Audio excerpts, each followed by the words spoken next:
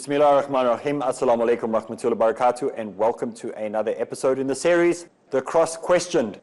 And we are in this series looking at the different issues that pertain to those 3 days as found in the pages of the New Testament. And those 3 days are the day that Jesus is taken to be crucified, the day he's crucified, and the day that he resurrects from the dead. Those 3 days that we're looking at. And we've been going through it methodically and showing all the inconsistencies and errors and problems.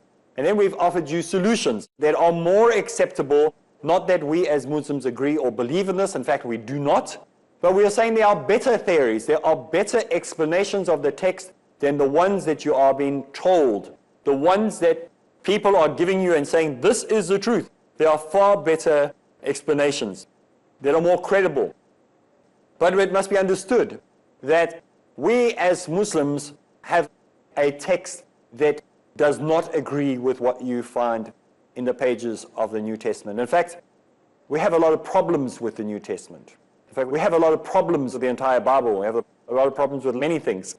But one of the things that we are sure of is that a text should not be filled with contradictions and errors and things that cannot be proved either mathematically, scientifically, or by history.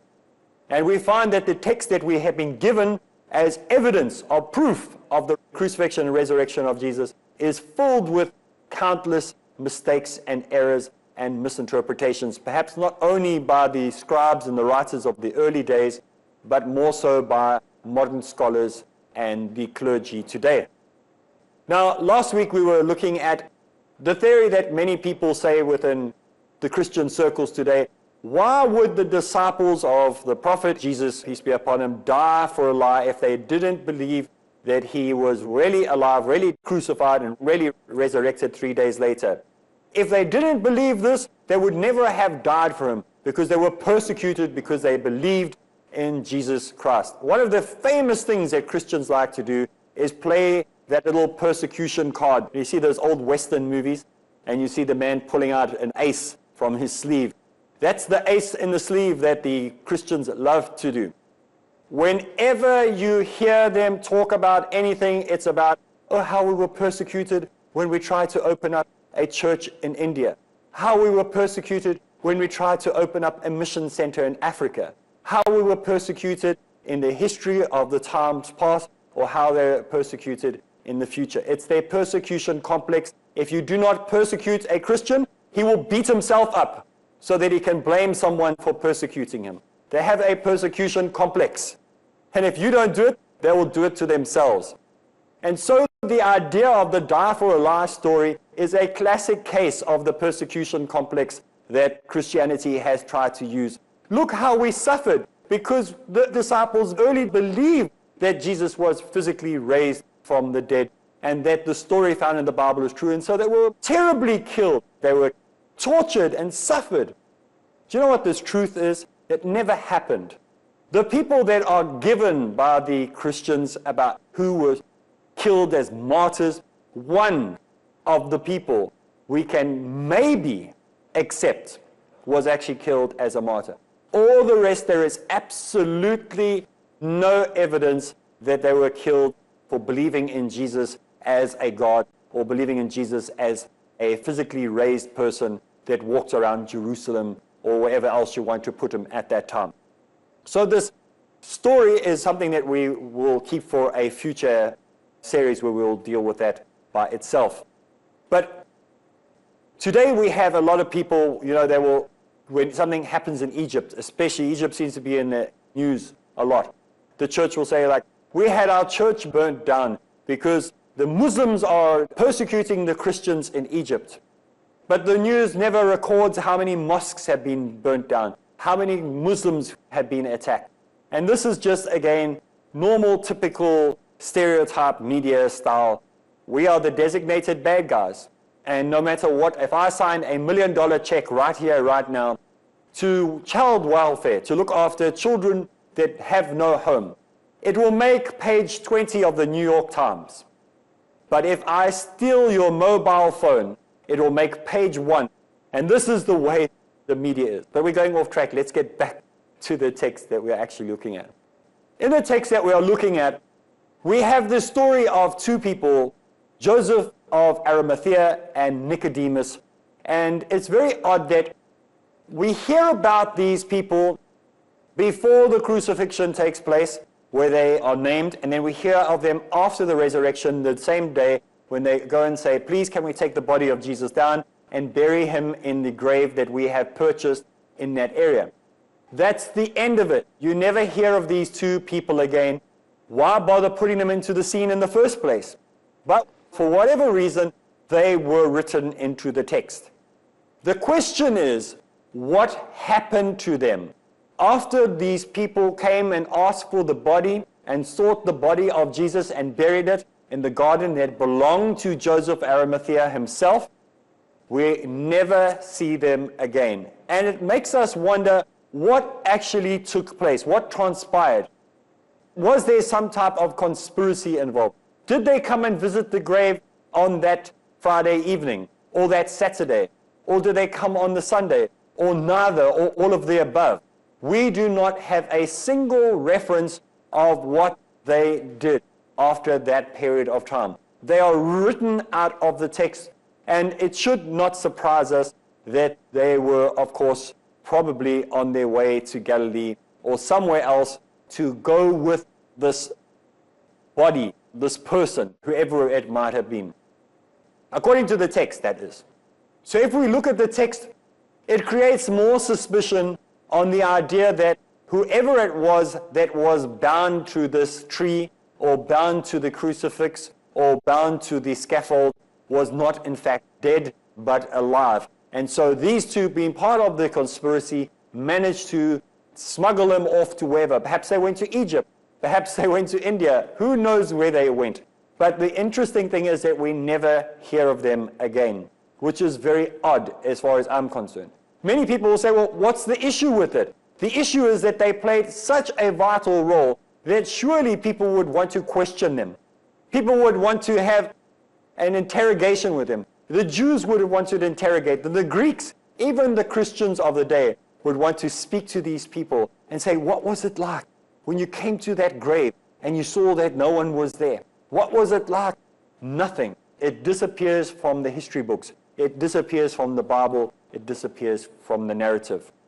So one of my role models, one of the people that influenced my decision-making into becoming a Muslim over a great period of time was the late Sheikh Ahmadiyya. And the late Sheikh Ahmadiyya used to often give his talk about the sign of Jonah. And the sign of Jonah was a very interesting talk that he would give. And everybody who's been a Muslim for a decent period of time knows this talk. And the story comes from Matthew chapter 12, verse 38 to 40. And when he delivered it, it was so dynamic that it put a smile on your dial. But the problem is, a number of critics, and I won't say from where they came, said to the late Sheikh Ahmadiyya or to Dr. Zaki and I, you are agreeing with the Christians because you say that Jesus was alive, he was alive, he was alive, he was alive. Therefore, you are not following what the Quran is saying. And let's listen to what the text is. And let's understand what they actually said and what people are choosing to hear, what these comparative religion scholars said. So in Matthew chapter 12, the narrative goes that there were certain scribes and Pharisees, and they answered and said, Master, what sign will you give us? They were speaking to Jesus. But he answered them and said to them, you evil men and adulterous generation, you look for signs, and you will get no sign, but you will get only one, and that is the sign of Jonah. As Jonah was 3 days and 3 nights in the belly of the whale, so shall the Son of Man be 3 days and 3 nights in the heart of the earth. And so in Luke chapter 11, verse 29, we see that he gives a shorter version of the same narrative that we find, and it says, there shall be no sign given to you except for the sign of Jonah. No period of time is mentioned in Luke's version. Perhaps Luke had already figured it out and said, wait, there's not 3 days. That's not 3 days. And so he purposely decided not to write it in. But the sign of Jonah is concerning his being in the whale's belly for 3 days and 3 nights. When it has been presented to us, people will say it's the same thing as what Jesus went through. It's the same case. But when we look at it, there are no similarities between the two narratives. There are no similarities between Jonah and Jesus. Therefore, this is a false prophecy. It is a prophecy that was not fulfilled. And so if Jesus was buried on a Friday evening and resurrected on the Sunday morning, it is less than 1 day. It's probably less than a day. It's probably, if at the absolute most, 1 day and 1 night and a little bit maybe of the second night. But no more than 1 day and 2 nights, just to be on the side of being lenient. So he was not in the heart of the earth for 3 days and 3 nights. If the sign of Jonah was to be partly there for part of 3 days and part of 3 nights, then he would have fulfilled this. But I'm not going to go into more of that because you already understand, you've heard the late Sheikh Ahmadiyyat and you've heard Dr. Zaki and I both explain this in details before.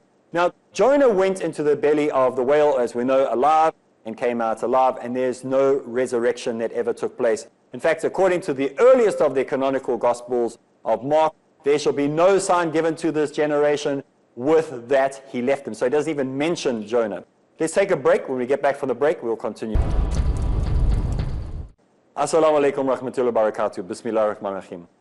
We'll continue with our series, The Cross Question. And before the break, we were talking about that famous line from Sheikh Ahmadiyyat, from Dr. Zaki and I, where they speak about how Jonah was in the belly of the whale 3 days and 3 nights. And so the Son of Man be 3 days and 3 nights. We looked at the different versions, how each version chose to leave out different parts of that story of Jonah.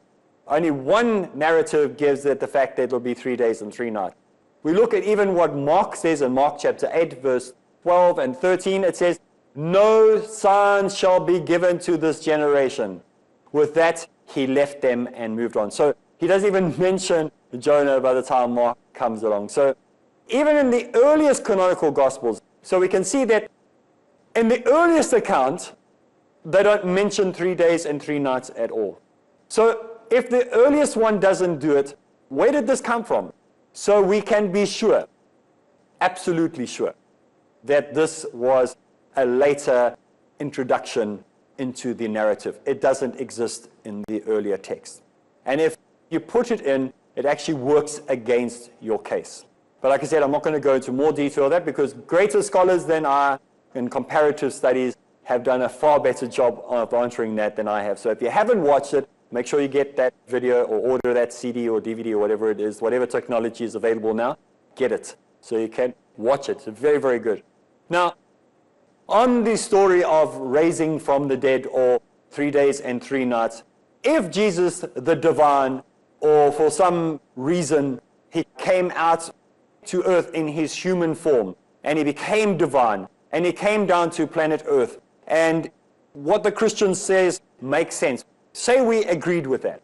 Say that he took on a human form and he was flesh and blood and was born like a human, and that as a human he died, then it is not required for him as this divine being to be resurrected on this earth. Because the mission, according to Christianity, is that the divine comes to earth, takes on the form of a human being, goes through the sufferings of a human being, is in the flesh as a human being, born like a human being, and will die like a human being, and like no other human being, he will raise up to God. It's not required for him to raise in his physical form. Now, the Christian is very confused on what this point is. He will fight for this, and he said, he had to be raised physically. Why? That's the question. Why? The requirement for a sacrifice of sin is not the raising of the dead. The requirement for the sacrifice of sin is death. Something must bleed and die, not resurrect. Once the animal sacrifice was made in the old temple by the Jews, they did not wait 3 days later for the sheep to come into the temple and go, bah. They expected it to stay dead. No one wanted it to be alive. In fact, if they had seen a ghostly sheep running around, they would probably never come back to that temple again. Now, first of all, this would not determine the rising from the dead and does not make the person who rises from the dead divine. When Lazarus was raised from the dead, he was not divine. He was still the same human he had always been. In fact, if God in his mercy, and he has the right to do this, raised Jesus from the dead, if he did, it does not mean he's divine. It just means he's very fortunate.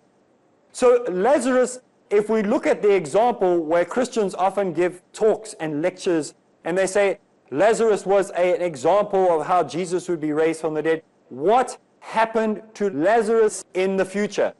50 years later, 10 years later, 30 years later, we don't know the time period because, again, he's one of those characters you never hear of again. Lazarus eventually did die, and he did not ascend into heaven in his fleshly form. He died. He is in the ground. He is buried. But he will be raised again like every human being, but he will be raised in a new form, not in the old form. All flesh is mortal, and all flesh is finite. Jesus must have to shed his body of flesh sometime in the future. And this is one of the reasons that we know he has to return to earth.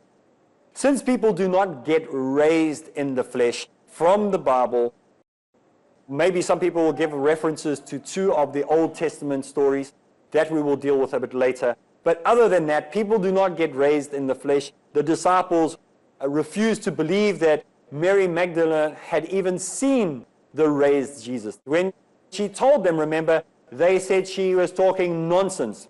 There is no such thing as a dead person raising from the dead. The disciples, who Jesus had spoken to about his resurrection, understood what he was talking about. So if we look at the biblical text, there are countless numbers of problems with this narrative. But it is more likely that he was talking about a spiritual resurrection. Like I said before, many times in the series, we as Muslims do not agree with any of the theology that we are speaking about in this. Our theology is different to this. Our belief is different to this. We believe that he was spared from the cross, that he was taken to a place where he has been protected, and that he will come again in his physical form. But we'll deal with that later, inshallah. Now, when Mary and her companions saw him and saw that it was not Jesus that was there, maybe when they saw this person that was in the garden, maybe when they saw this person when they thought that he had been resurrected, they thought that it was not him. They mistook him for somebody else. And so from the text, from the Bible, we have to ask ourselves, maybe it was not Jesus the resurrected, but it was Jesus the replacement. It wasn't Jesus that they saw, but it was the other person who was in his place. Or maybe it was the resuscitated. There are many options other than the option of Jesus being actually resurrected. There could be the replacement theory. There could be the resuscitated theory. Whatever it is, we know that it is not the text that is giving an accurate reflection. It is not what we as Muslims can accept. So, like I said, why raise from the dead in the first place? What is the purpose of being raised from the dead? In Luke chapter 16, verse 31, it says, "If they do not listen to Moses and the prophets, they will pay no heed, even if someone should rise from the dead." In Luke chapter 16, verse 31. Even those people who refuse to listen to Moses and the prophets, even if someone was to rise from the dead, they still would not listen. This is an interesting verse. Then what's the point of the resurrection? If Jesus already knows, if God Almighty is supposed to have already known this, and saying that they didn't believe Moses, they didn't believe the prophets, if dead came back to life, they still wouldn't believe. What's the point then? If you already know that, don't get raised from the dead and just go straight to paradise as Christians have made us believe. goes straight to heaven without stopping and walking around earth for 40 days, as one of the texts says. The other one is only 2 days or a day, and then he raises into the heavens. So the story doesn't make sense. There is no reason for the rising from the dead, especially when the fact of the rising from the dead is going to be done to a group of people that already are going to agree with the resurrection. It doesn't appear to people that will oppose the theory. It's easy to talk amongst a group of people that already agree with you. I remember going to America, and when I was there, I had to talk amongst a group of people, and they said to me, they will heckle you, and they will shout at you, and they will belittle you. And I said, well, that's the very people that I want to talk to. I'm not going to go stand and talk to a group of Muslims. They already know about Islam. So if Jesus was going to come to a group of people, he should have appeared to those people who hated him, to those people who doubted him, to those people that were not in agreement with him. And then we would have had good texts written today. And then we've offered you solutions that are more acceptable. Not that we as Muslims agree or believe in this. In fact, we do not. But we are saying there are better theories. There are better explanations of the text than the ones that you are being told. The ones that people are giving you and saying, this is the truth. There are far better explanations that are more credible.